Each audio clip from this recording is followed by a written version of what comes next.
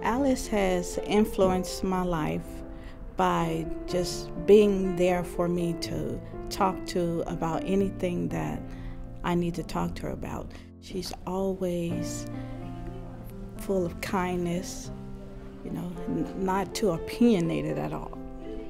So that's why you can always talk to her.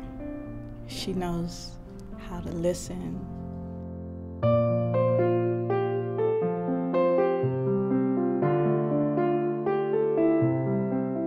I was born in the state of Mississippi, and I was raised by my grandparents that I thought was my parents until I was 60 years old. At that time, I found that one of my sisters was my mother, that I had been born to her at the age of 14 and raised by her parents, which were my grandparents. So there were 10 of us in the family, including my grandpa and my grandma.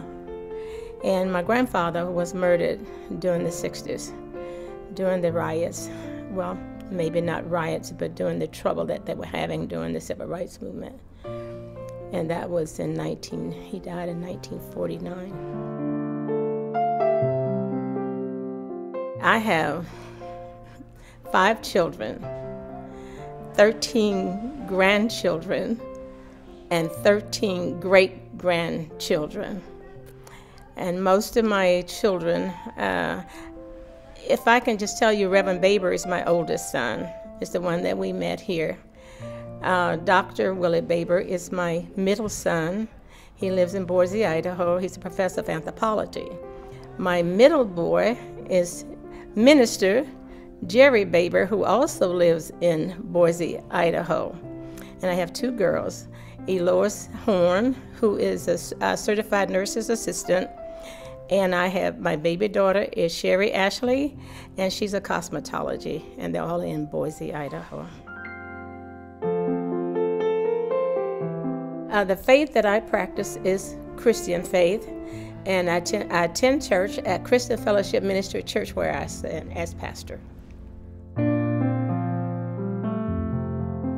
I found God when I was 12 years old in the state of Mississippi one Tuesday night. I remember it as of today. Back there, you had to go what we call a moaning's bench. You have to sit on the bench until you could feel this Holy Spirit, and then you could tell the preacher that you have been saved.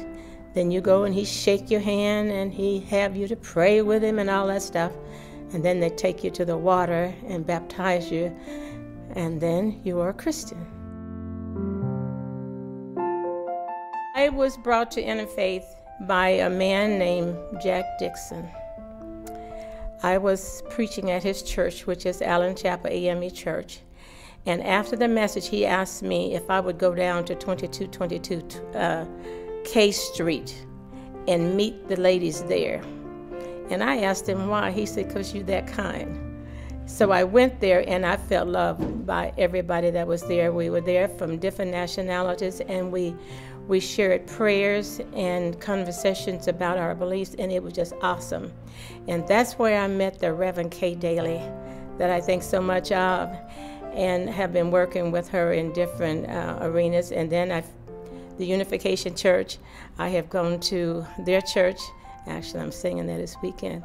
But I just think that we all need to get together, and there's not going to be any peace until we do. And I look at us, when I say us, I mean people, I look at us as one, because we all cry clear tears, we shed red blood. We all alike, but then we're so different. And so I think respect for each other is the key to peace.